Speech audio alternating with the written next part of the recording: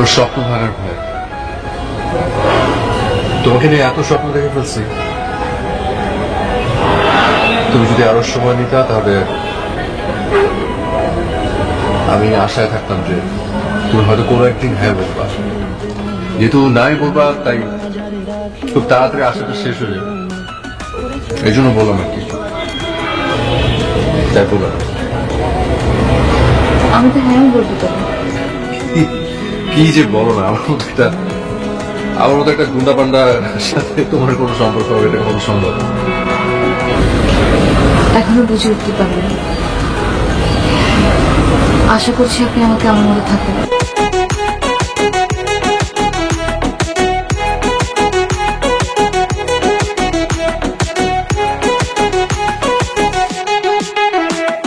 যাব ব্রজের কুলে কুলে।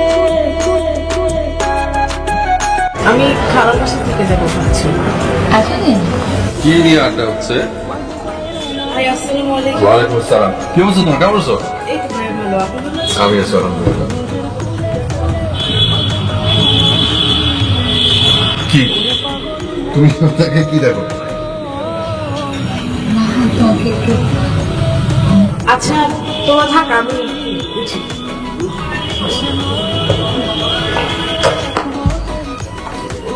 পিছিয়ে দুটো চা দে না। তার মানুষের চিন্তা ভাবনা বদলায় না, বদলায়। একটা সময় ছিলাম বদলাতে ছিলাম, বাড়াবাড়ি কাটাকাটি করতাম, রাফ এন্ড রাফ। কিন্তু ভালোবাসার সময় অনেক কিছু বদলায় দেয়। আমি জীবনে কোনোদিন আমি আমার ক্যারিয়ার, লাইফ এসব কিছু নিয়ে চিন্তা করতাম না প্রথম, কিন্তু তোমার সাথে থাকতে থাকতে অনেক বদলাই গেছে। বাবা তো অসুস্থ, মা বললো জলদি আসতে, আর আমার এক্সাম তো শেষ, থেকে কি করবো? আবার কেন জানি তোমাকে যেতে দিতে ইচ্ছে করতেছে না। ভয় কি আছে? আমি তো শুধু ভেকেশনের জন্য যাচ্ছি, ভেকেশন শেষ হলে তো ফিরে আসবো। তারপর লাগছে ভালোবাসাটা আমি যে তোমাকে ভালোবাসি এটা বলে বোঝানোর কিছু নেই। আমি জানি তুমি অনুভব করতে পারো। ফোনে পাইছেন? আরে ফোন বন্ধ করা 5-6 দিন ধরে ফোনে কন্টিনিউসলি ট্রাই করতেছি, ফোন অফ। ভাইয়া দেখেছেন? হ্যাঁ আমি পারিয়া। আচ্ছা মেঘলার কোনো খোঁজ জানো? না ভাইয়া, আমি তো ফোনে পাচ্ছি না অনেকদিন ধরে। কি হয়েছে কিছু বুঝতেছো না? আমারও টেনশন হচ্ছে, ওর তো কখনো ফোন অফ থাকে না। আচ্ছা ওর গ্রামের বাড়ির অ্যাড্রেস জানো তুমি? হ্যাঁ জানি তো।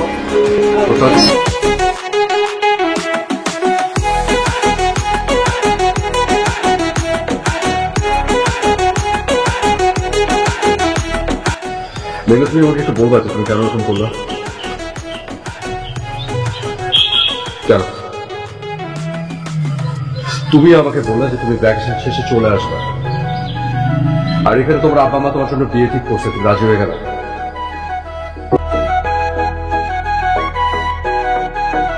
কি করছে আমি, কি সমস্যা থেকে আমি বুঝতে পারতেছি না। একটা বছর ধরে তোমার সাথে রিলেশন আমার, একটা বছর, আর এই একটা বছর ধরে আমি কন্টিনিউয়াসলি চেষ্টা করছি যে কিভাবে তোমার যোগ্য হওয়া যায়। আর তুমি কাইন্ডলি বলবা যে প্রবলেমটা কি, কাইন্ডলি বলবা যে কেন করছো এরকম, বলো। শুনো, কথা বলো না কেন?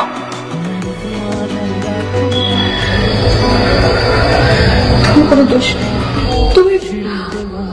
তুমি আমার এত উপকার করেছো। আমাকে যখন তুমি প্রপোজ করলে আমি আসলে তোমাকে না বলতে পারিনি, কিন্তু আমি হ্যাঁ বলিনি মনে। আমি বুঝতে পারছিলাম না তোমাকে কি উত্তর দেব, কারণ আমি আমার বাবা মাকে কথা দিয়ে গিয়েছিলাম। একদম ঠিক করো। আমি তোমার জন্য বলেছিলাম না, ভালো হয়েছিলাম তো না? ঠিক যতটুকু ভালোবাসিলাম ততটুকুই খারাপ হবো এখন আমি। দেখো তুমি কি ভাবছো এত সহজ? তুমি আমাকে ছেড়ে চলে যাবো, আমি টাকা টাকা দেখবো? এত সোজা না। দেখি তোমাকে অন্য জায়গায় কি করে বিয়ে দেয়। তুমি আমার ছিল না, তুমি আমারই। নয়নেতে নয়ন দিয়ে রাখবো তোরে, ওরে নয়নেতে নয়ন দিয়ে রাখবো তোরে, চলে গেলে মেয়েটা তোমার প্রতি ভালোবাসা আমাকে না শুদ্ধ করছে। আর যাই হোক না হোক, অ্যাটলিস্ট এতটুকু শিখাইছে যে সত্যিকারের ভালোবাসা জোর করে হয় না। আর কেউ যখন কাউকে সত্যিকারের ভালোবাসে না, তার কোনো ক্ষতি করতে পারে না। আমি কালকে চলে যাবো, তুমি টেনশন করো না। আমি আমি আমি যখন রাগের মাথায় বলছি কিছু করবো না। এটা মনে হতে পারতো না। তোকে এখন বেশি চেষ্টা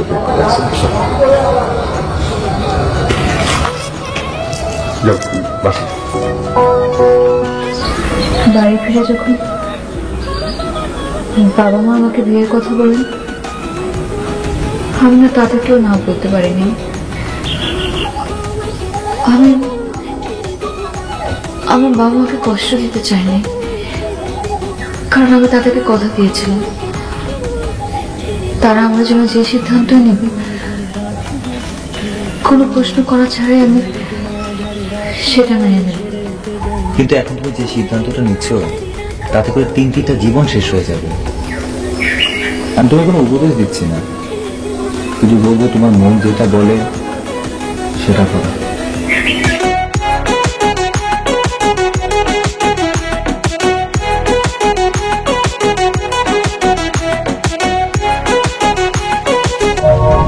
কেন না?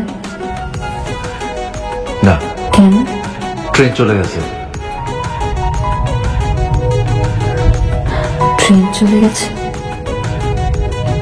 নাকি তুমি জানতে আমি আসবো?